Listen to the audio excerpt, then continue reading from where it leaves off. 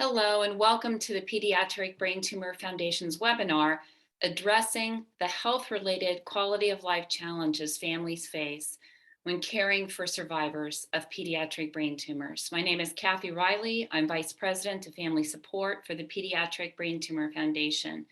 We are so honored to have you joining us today for this important webinar. The Pediatric Brain Tumor Foundation provides programs and resources to support families facing a pediatric brain tumor diagnosis throughout their journeys. We'll be providing links to some of those resources and programs at the end of today's webinar. But before we get started, I have a few guidelines to review. You are muted for this webinar and your video is disabled, but we welcome questions during and after the opening remarks. Please type your questions into the Q&A feature found at the bottom of the Zoom window. We'll not get to every question today, but we'll try to answer as many questions as possible. Janet Deatrick is Professor Emerita of Nursing at the University of Pennsylvania, focusing on potentially vulnerable populations who are at risk for healthcare disparities. Dr. Deatrick provides leadership regarding children with chronic conditions and cancer, family management styles, health-related decisions, advanced practice nursing, and qualitative research methods. Her current research focuses on caregivers and adolescents and young adult survivors of childhood brain tumors who are living at home with their parents. This research extends family management into oncology populations and provides a family context to caregiving research. She and her research team are pilot testing a program called TIPS, which is training and problem solving for caregivers of childhood brain tumors. It's a web-based coach-assisted intervention for high-risk caregivers, as well as investigating the feasibility of implementing tips for caregivers outside of the hospital setting. It gives me the greatest pleasure to introduce Dr. Janet Deatrick. Dr. Deatrick?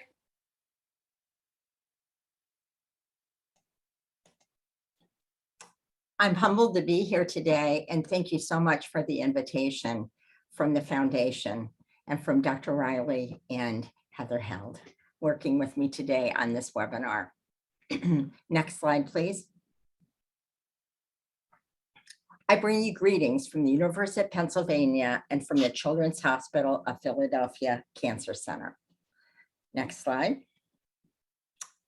When your child was newly diagnosed, it was natural and necessary for you to fully take on the role of being both a parent and a caregiver. You've put a tremendous effort into their care, development, and well-being, and are a big reason that they've made it to this point in their lives. However, as they grow and develop, their needs change, and so do yours. Next slide.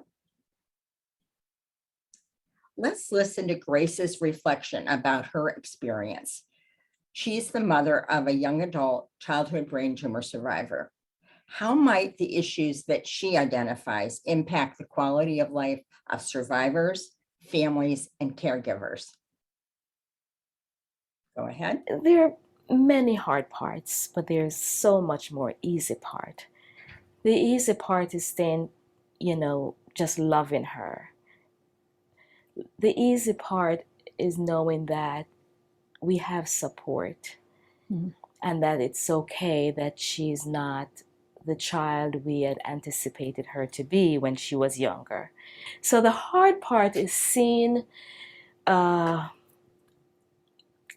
of life, outgoing child who had no fear, not being able to fulfill her dreams. Sometimes that's hard for me. So some of the hard parts that are even harder for me to talk about is the expectation that I won't meet her needs. Another hard thing is what will happen if I'm no longer around or dad is no longer around. Mm. So those are some hard things for us to think about. Okay, next There, slide. So today, what we want to do is to try to describe those common challenges that impact families when caring for a survivor with ongoing medical needs. And we're also going to talk about some lessons learned that I've heard over the 30 years of doing this from survivors and from parents. And also want to explore resources for you as you manage these long-term quality of life issues. Next slide. As everyone here is well aware, the survivor's late effects may limit their self-awareness, their self-management skills, and capacity for independence. Thus, family management and guidance is essential. The Family Management Styles Framework was developed to make sense of how families with chronic conditions and cancer incorporate management into their ongoing life, taking into account the intersectionality of the condition, the family and its members, condition management, as well as issues in the community and in society.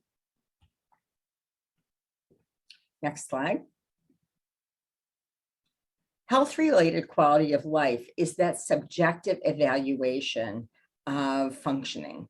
It could be my functioning, it could be the survivor's functioning, it could be the family's functioning. We look at physical, emotional, and social functioning.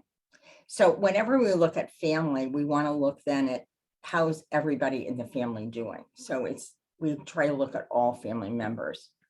But as the survivor ages, their quality of life evolves through developing a sense of self, that who am I question. That's basic for developing ideas about quality of life, because what are we going to judge it against? With their families and peers, they further hone their identities and separate as much as to their potential. They are also reprocessing any new or progressive late effects and how their physical, emotional, and social abilities may have changed. A sense of who they are is essential for all of this. Next slide. How your family functions is significantly related to the quality of life, not only to the survivor, but also yourself and the family. Lower family conflict, greater family cohesion, greater family flexibility, more positive communication, and better family problem solving are all pluses to everybody's quality of life. So the better those family issues are, the better everyone's quality of life is. We also know that family management, or how we manage the condition, we manage those medical issues, is very much related to the survivor's quality of life, the family's quality of life, and the caregiver's quality of life. In addition, we know that like parents of children with chronic conditions, mothers and fathers tend to agree more about the impact of more objective issues with a survivor, like physical problems, more than emotional problems. So there tends to be more disagreement about the impact of emotional issues on family management between mothers and fathers. Next slide. Patterns of family management. We tend to be patterned people, humans are form patterns in their everyday life. We don't do one thing one day and one the next. We tend to behave in patterns. And patterns of family management range from what we call condition focused, or very much focused on changing and managing the late effects, where the late effects in the survivor really pretty much in the center of the family, to more family-focused caregivers who have a goal, not always make it, but they have a goal of integrating that management into everyday life. So the survivor isn't in the center of the family, but is one of the family members.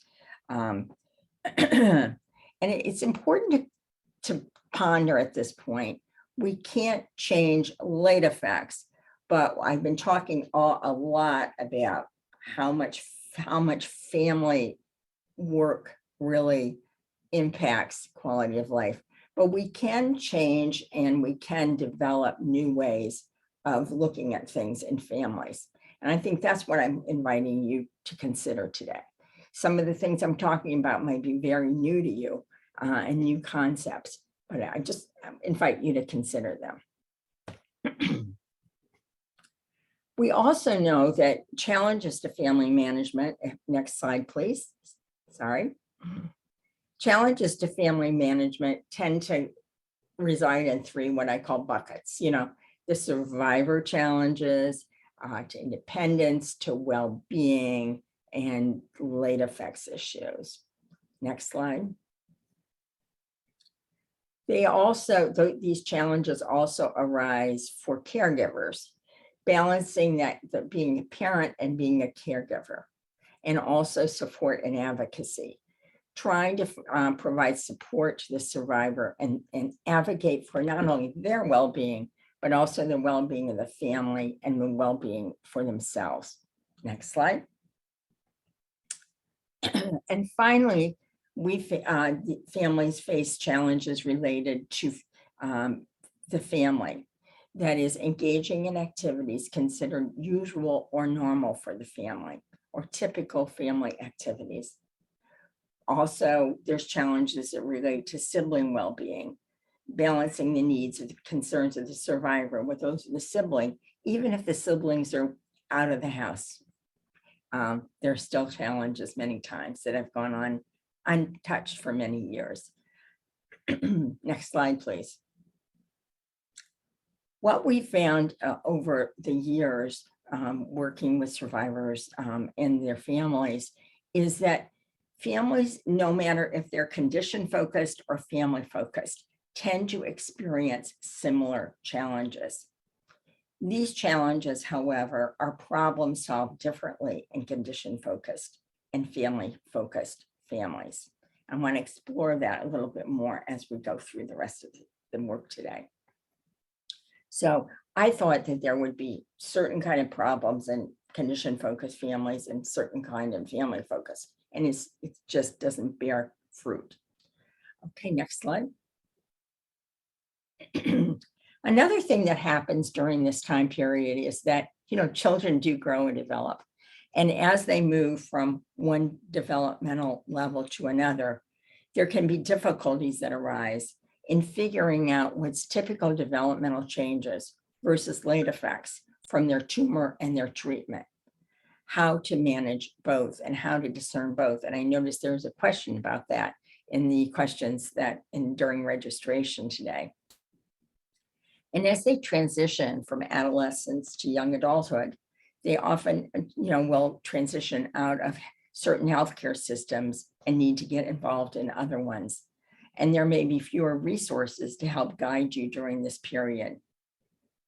All in all, family management may become more difficult, and caregivers may struggle to effectively involve family members and community resources to support their caregiving efforts.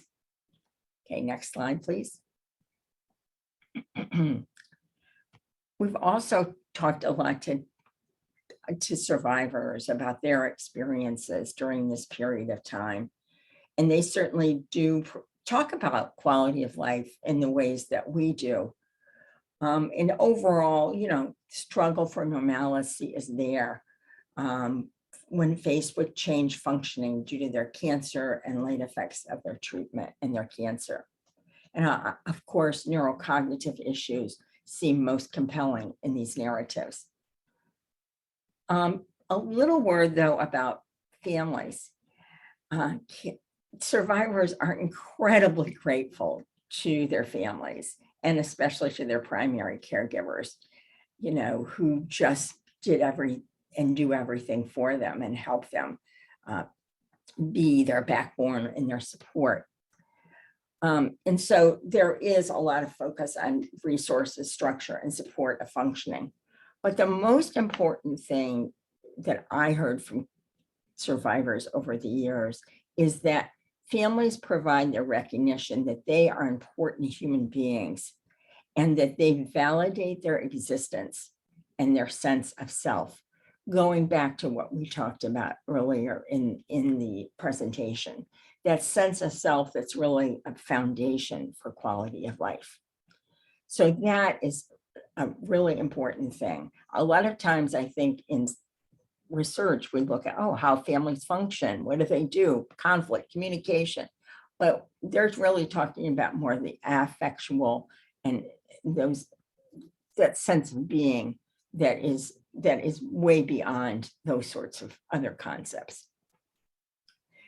In relation to that, though, when survivors felt that their sense of self was being challenged, when they were being told what to do, told what was important, that didn't sit so well with them, of course. And there was ambivalence about the reliance on others and their family's eagerness to change or fix a situation. As one survivor said to me, I always need the help. If you're willing to help me, fine. But I don't always want it or need it. We need to talk about that first. Next slide.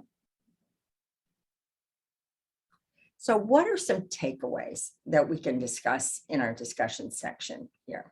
And some things I'd like to propose to you. Again, these are just suggestions and some ideas for you to ponder. The first and most important thing is to always set the survivor, you, and the family up for success. To really contribute to that sense of well-being, that sense of self, that sense of identity. If we shoot too high and fail again and again and again, we're not going anywhere and we're digging ourselves a hole. The next kind of overall guideline is that the most important thing is preserving a relationship as a survivor matures. It's not about reaching a goal. It's not about reaching a milestone. It's not about getting rid of a behavior. It's not about doing this or that, but it's really preserving your relationship with them. And thinking about yourself as a parent sometimes and a little less as a caregiver and it's, engineer. And when you need to be a caregiver, think about it through the lens of being a parent. You probably have raised other children and helped other children grow up. And you can use some of those skills in this process and maybe a little different way, but it's really basically the same thing. And lastly, a sort of general guideline is to acknowledge what supports the survivor may always need and come to that through a process of problem solving with them, which we'll talk about. But that's an important reality to think about. And I know that you think about that 24/7, but I had to state it. One of the first steps is to identify what is a late effect and what is typical development as a child matures and thinking about quality of life. While some of us might know what late effects are or not know what late effects are, we found many parents who do not know what late effects are and what late effects the survivor is currently experiencing. It's one thing if we knew what late effects they were experiencing a couple years out of therapy, but what are they experiencing now? Because late effects change over time. Sometimes get better, sometimes go the other direction. And so it's one thing if a person is just disorganized versus having really problems with their executive functioning. So this is where you actually need to advocate for professional help to get this information and asking questions for professionals as a first step. Another basic guideline I'd like to throw out is the idea of working on problem solving in your family. I mean, if you feel frustrated by challenges that you're experiencing, it's important as a family to identify goals to improve your management of that problem that not only consider the survivor, but what's the impact of the problem and how you want to solve it on the family and yourself as a caregiver. And as you brainstorm solutions, think about pros and cons for each one. Don't brush something aside and say, no, that's not possible. This is the area that we kind of short circuit the longer we're out from diagnosis and treatment, because we feel that we know how to do things. We're really keen. We've got this person alive. We know what to do. But sometimes slowing the action down and taking it apart and looking at all the little pieces will set us up for success more than kind of barreling through and just full action on. And we have another thing that we talk about a lot too, is this idea of ripple effect. By making an action plan that's a very tiny step, we even ourselves, if we do something different with solving these issues and challenges, we can make a ripple effect in the rest of the family. I know it because I see it every day in my work. Little changes can mean big changes for everybody. And it's sort of opposite thinking, as we'll see in one of the videos, is that sometimes the more we do, the worse something becomes. Sometimes we have to pull back, give the survivor some space to look at things differently, support them, but not do for them necessarily. We have to also identify family and community resources that can help, like the Pediatric Brain Tumor Foundation or social services. I always think to myself, Janet, you can't be your child's job coach. We have to have people do things that know how to do them, because we then are in that caregiver mode instead of that parent mode. Of course, we've all helped our children apply for jobs at the grocery store, but this goes beyond that in my example. Oftentimes we find solutions can start with open-ended questions, conversations that have been maybe avoided for many years, asking a sibling what they want out of a relationship with a survivor, asking the survivor how happy they are with their peer relationships. What are they looking for? What are their goals? What are their next steps? And maybe it'll be something big and out there, but then how can we help them bring it down to something little that is a good first step in that direction. And in doing so, what we're trying to do is, next slide. And I'll go ahead, next slide. I'm sorry, I missed those two slides. I started talking too fast.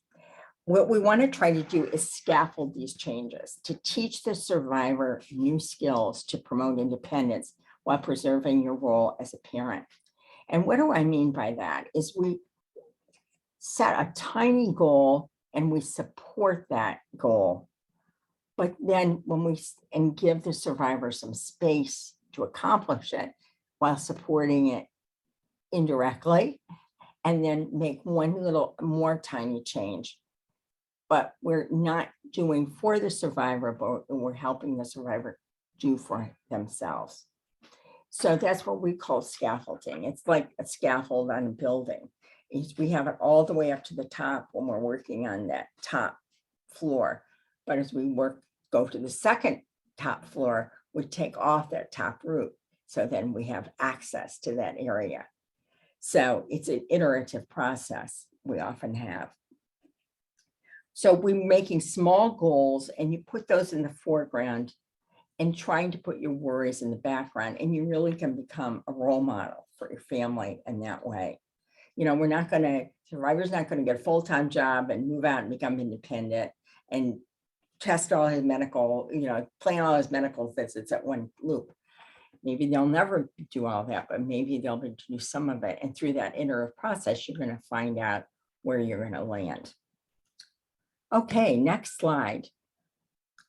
And here we're going to hear from Judith, whose daughter has severe late effects from a brain tumor at an early age. She explains how she and her family supports and scaffolds her daughter development. Go ahead. As possible.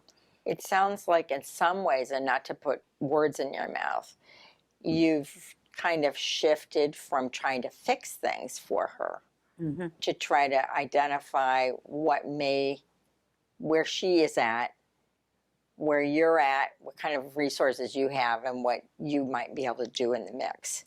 Right. And putting it, trying to partner with her as much as possible. I think that's a good way of expressing it. In other areas, for example, at work, she will contact the job coach herself. If she will contact the supervisor herself. Only when she comes to us and says, I'm not having any luck solving this problem.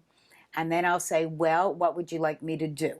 And leave it as an open-ended question. I'm trying really hard not to say, I could call this person or write a note to this person or go see somebody. I don't do any of that anymore. I've had to learn not to do that because it's my personality to try to fix things and make things easier for her and so that she does as possible.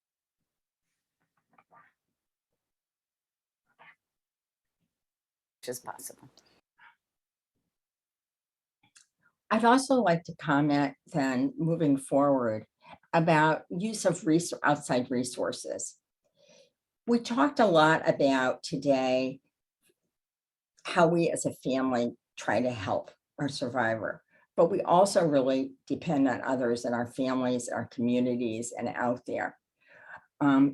What I'd like to encourage you to do is not only look for resources for your survivor, but also for your family, including yourself, your husband, your partner, your siblings, the siblings of the survivor, because families need support too. And we can often do more about influencing our quality of life through work with our families than we can through medical treatment if the late effect is not going to change as much as we'd like it to. And that's a brutal fact.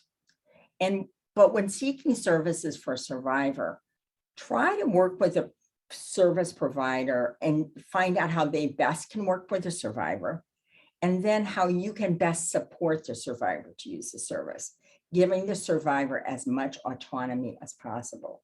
So it's really the survivor using the service. But again, you're kind of scaffolding their efforts to do so without, getting, too involved with it.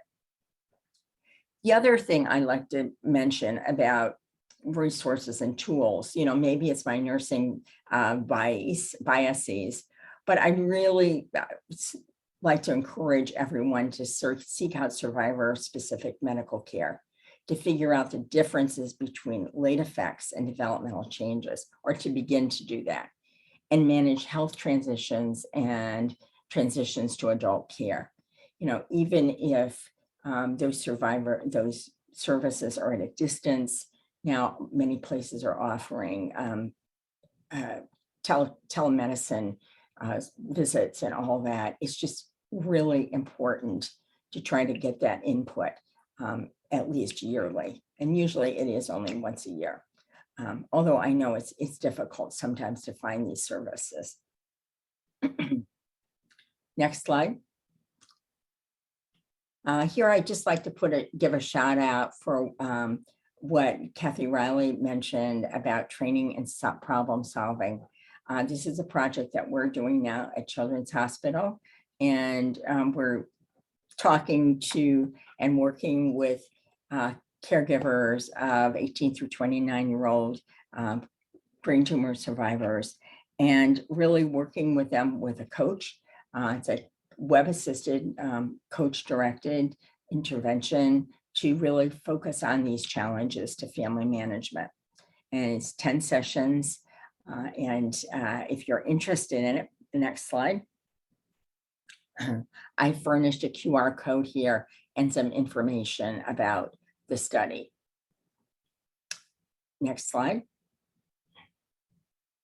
I'd just like to also give a shout out for all the individuals and the funding sources over the years that have funded this work and the development of our intervention and all of our research that we have done, especially Lamia Barakat and Shannon Hammer and Kathleen Knaffel, and again, many others who I'm not even mentioning.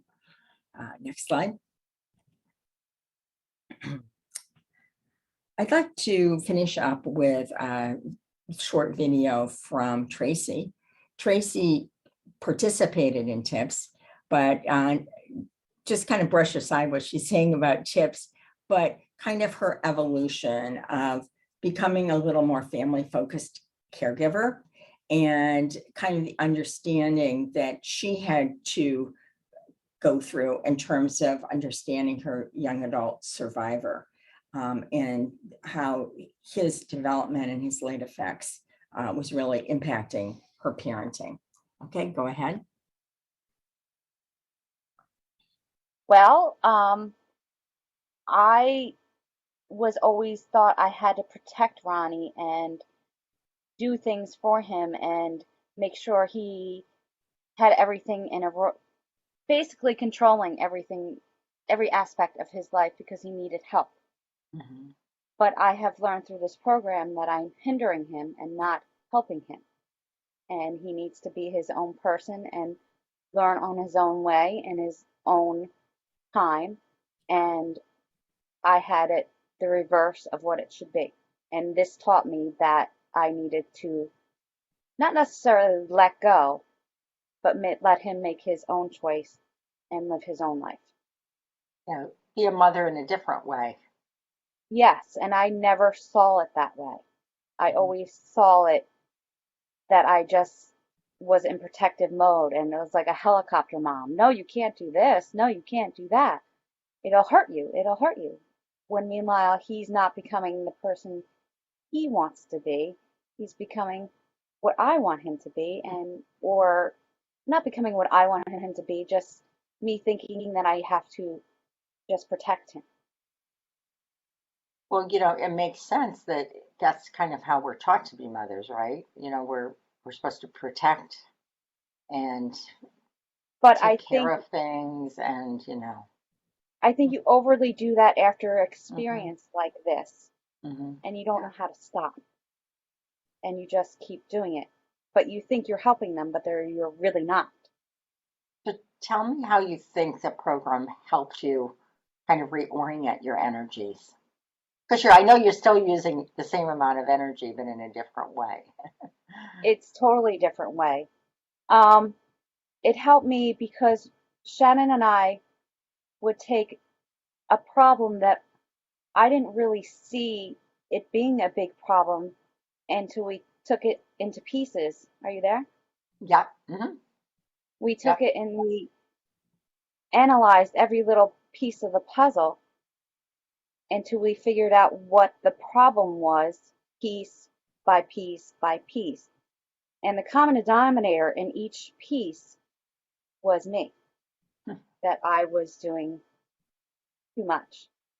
And I saw that probably within the 5th week, a light bulb went off in my head and I was like, oh, it's me. It has nothing to do, I mean, it has everything to do with him, but it's the way I'm interpreting what I'm supposed to do with him and how I'm not letting him be himself. Does that make sense? Yeah, that makes a lot of sense. So you said taking apart the problem helped. What else helped in the process? She made me live my life as well. Like I would not go anywhere or do anything because I was always waiting for him to come home on time or, do okay, well, no, I can't leave him. And it taught me that I have a life to live as well. And I need to live my life, care for him, but in a different way. Be here. So it helped you look at the impact not only on his life, but your but life, my life. and also the rest of the family. at 100%, because I think a shift of one little shift changed everything Right. for the good. Yeah. But I never saw that. And it seems like even I read the final summaries, of the conversations, and it sounded like even that was so for your ex-husband. Yes, he's actually here right now, and we get Yeah. along very well. But prior, we did not, Hmm. because we didn't see eye to eye, or he actually wanted me to be the way I am now, but I wouldn't do it because I thought I needed to do this for Ron, Hmm. but Hmm. I don't. Right. Right. Yeah, So, he wanted more for you too, it sounds like. yes, yes, Yeah. he did. Yeah. Yeah. Yeah. So and Ronnie has been more involved in my everyday family. Like, my family is very tight, it's very big. There's a Hmm. lot of us. We're always together. And it just brought him in closer back to us. Like, I lost him for a while, and I Hmm. think it's because he felt like I was um, being helicopter mom, and it Hmm. wasn't allowing him to be himself. And I think when he saw me start backing away, he was shining. And then, in fact, he kind of took your direction more I in some had ways. no idea that this would happen, or Right. I understand how it happened, but I never thought this could be this way. Right. Yeah. I My mind didn't think that way. Well, it's like this.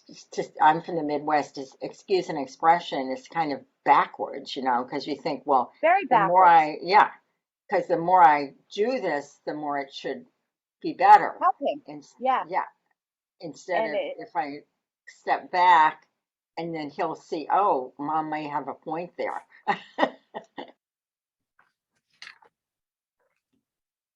Okay, next slide. well,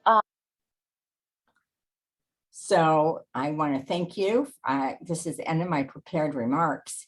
I just want to also provide my contact information for you in case anybody wants to reach out with a question that you prefer not to give during the webinar or whatever.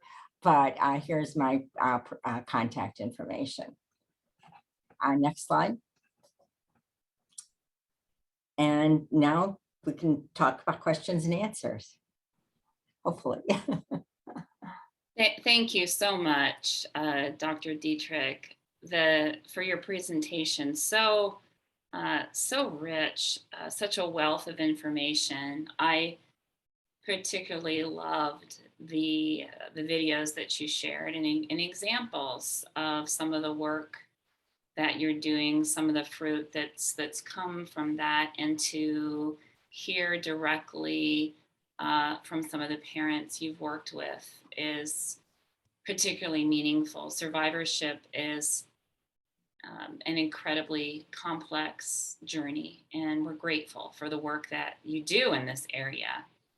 We want to take questions from all of you who are here today, whether you're a caregiver, other family member, or a healthcare professional. We've got time for a few questions. Please feel free to type them into the Q&A feature at the bottom of the Zoom window. We've also received some questions from registration as well. So I will start with one of those. So Janet, one of the questions we received from a caregiver is what factors should we consider when a choice must be made to just live life as is, versus continuing to work towards improvement in our child? Yeah. Yeah, I think that's hard because, as we said, if somebody has a physical problem might affect, it would be great to say, like, this is what we're dealing with. And, I remember taking my mom to the neurologist one time, and he said, well, this is it. This is this is going to be the situation from here on. And then we could, like, okay, got it. But if you don't, if you're thinking, well, maybe there could be changes in development, maybe there could be improvement here, or maybe it's gonna not be so, maybe there's gonna be no improvement, or maybe even some backsliding. So, the two pieces of advice I would give on that is, first of all, try to get professional input on their great effects, find out, very specifically, social, emotional, physical. The second thing is thinking about sitting down with the survivor and perhaps your partner and thinking about, okay, we're not quite sure about this. Do you think, for instance, one of the survivors we worked with was quite severely affected and was never going to be able to live on their own. But there was a family system there. But the mother is a special ed teacher. She's very, very skilled, is all I can say. But she was more or less like this question says, listen, I can't do anymore. I'm like, this is it, and we're going to go forward. But she worked overtime with us and really encouraged her to set some goals. And that was hard for her. It was really, really, it was like 3 weeks of, okay. And then thinking about how those goals impact the survivor, the family, and the caregiver. And she set the goal of the survivor making dinner one night a week. And the survivor started that. And first of all, didn't know what she was supposed to make. It was very much driven by, everybody, a lot of direction. And then like the next week, no, you take it now and you're, try to figure out what the menu is. Then figure out, the next week, what kind of things you're going to buy at the grocery store. It turned out that now this survivor is cooking dinner on their own every Friday for the family every Friday night, and going shopping for all the groceries. And the mother coming home on Friday from teaching doesn't have to cook on Fridays. And she's like, it's like it really taught her, that it was going to be work going through that, but the rewards all around is, talk about the survivor developing this sense of self. She is really into her cooking now. And was able to do much more. Now, she might have found out that it was going to be like, okay, we're going to figure out what it is, and I'll have to get the ingredients and maybe help her prepare things, and then she can fry them up, or put it in the oven, or be assisted. But that's what I mean. It's like inching along to try to kind of figure out what is possible, and that's that scaffolding thing. But it took her a long time to decide, yeah, I'm going to try, because she didn't want the survivor not to succeed. If you know what I mean. Yes. Does that make sense? Yeah, thank you. Thank you so much for that. And I'm one note that I took from your presentation is growing that sense of self. That's a question I had in our survivors, and that helps a great deal. It also seems the story that you just described to us, that there is a cost to the caregiver, in a sense, to try this.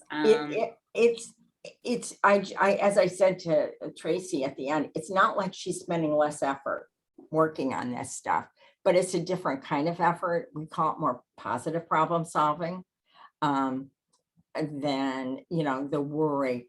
We had a survivor who's, every time she came home, she was afraid the survivor would get disrupted by whatever she was doing. And she would like monitor like everything she was doing. And she's a nurse, very experienced, great. But her her movements and her activities at home were so restricted. And so at first she just kept a log of how she felt when she got home and kind of what she was doing. And that was painful for her, But hopefully if you have somebody that's supporting you in that, maybe it's a partner, maybe it's a girlfriend, maybe you're in a program or something. But I think these efforts are really worth it in the long run. Thank you. Thank you for that. There were also a couple of questions that came in at registration about siblings. And one of those questions is, how do we help our siblings understand why the affected child sometimes needs urgent prioritization, Right. without scaring the sibling? Right, right. Yeah, and the whole thing I've kind of taken away with over these years is, and I tell myself that has been being a stepmother also, is as parents, we're often called to be role models in our family. And that we need to pray, or, we need to put our panic and our worries in the back and our palm piece by piece problem solving in the front. Certainly. So the prioritization has to happen. I mean, we always can't be family focused. There are issues that arise, and the siblings need to see that we're going to take care of their brother or sister as well, even though they may not understand it presently at that time. The important thing, though, is to go back and revisit that, as the sibling grows older. And unfortunately, we see a lot of not happening, because I think the healthcare system does not prioritize that. They, may not even know the names of the siblings of the survivor. And we have to keep reminding ourselves that as the siblings go through each developmental phase, that they need to reprocess what happened to them as being siblings as young. And lastly, I'll just mention that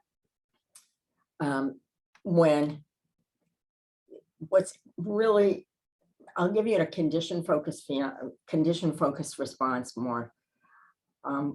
We had a mother, it was very poignant. It was hard. She couldn't help herself, but she took a list of things to her. Her daughter was having a baby, and there was a shower. And after the shower, she sat her daughter down and said, "This is everything you need to do for your sibling to survive." And it's sort of like those kind of things. We have such needs as parents, to make things right, to fix things, to make sure that things happen. But we have to give our siblings the time that is due them when it's due them, as much as possible. And being more family focused might be sitting down with a sibling and saying, "Geez, there's so much that happened with your brother last year. How you doing with that? And where are you in your relationship with him or her or they, or, whatever pronouns appropriate." It's because we have to find out what they want in their relationship, and it's going to change over the years. Normal sibling relationships change over the years. We get closer or further away depending on our levels of development. But it's really important to find out from them where they are, where they want to go. And there's no forcing, there's no cajoling. But if we give them some space, and it will happen over time. But we can support it by being open just to listen, because we can't change it or fix it.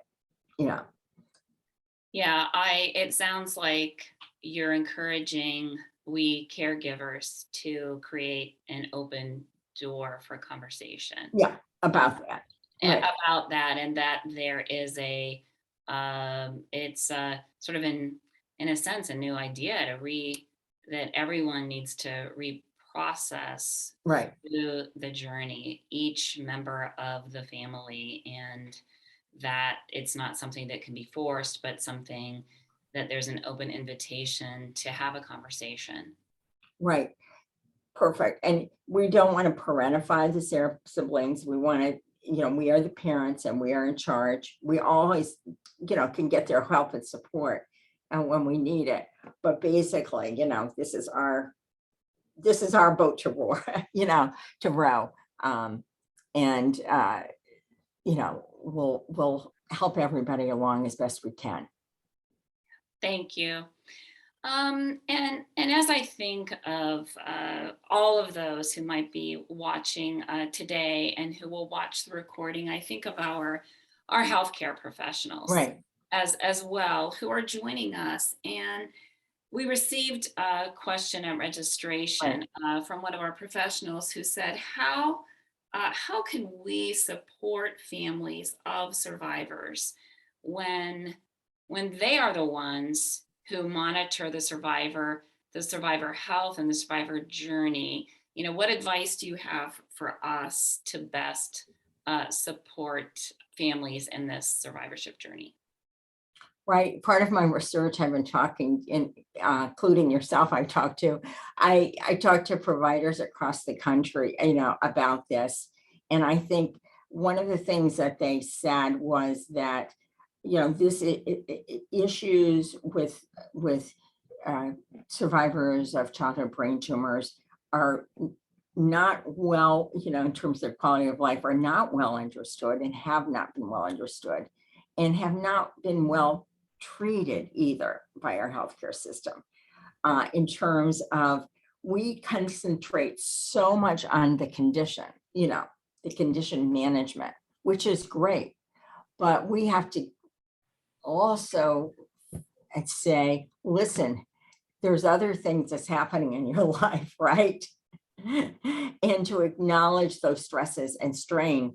There is not magic, and it's not, it's not something hocus pocus. It's really saying, okay, we need to do this, but how is that fitting in with the rest of your life strains right now? What else is happening, or how else could we best get that accomplished? Maybe this isn't the time for it. Maybe we can wait 6 months. Or, you've been saying for a long time you want the survivor to get a job. It sounds like that's taking a lot of your focus away from the rest of your family. And how can we support that? Because, it's really just talking about how the family is in the midst of all of this, instead of concentrating so much on the condition and everything's fine because the condition hasn't changed or that kind of thing. So we need to get away from kind of that condition focused language, which really perpetuates the caregiver's frenzy to fix things, And I think also to be honest with families, as honest as they can be. I think a lot of times we can be paternalistic and say, well, we want to try to give people the most hope possible. But I think help people hope for other things, if they cannot hope that this is going to change, help them find hope that X can change. Because I think it's hard then when they, sometimes when families haven't gotten a straight message that, they're not quite sure what to do. Thank you for that. And then I see we're nearing the end of our time, and one final thought with a question for you before we conclude today. I'm taken with the video you conducted with Tracy and her words, I have a life to live as well. And so you've spoken so meaningfully and thoughtfully about the survivor and the caregiver and the family, and the survivor growing in sense of self. What advice do you have for caregivers in growing in sense of self as well?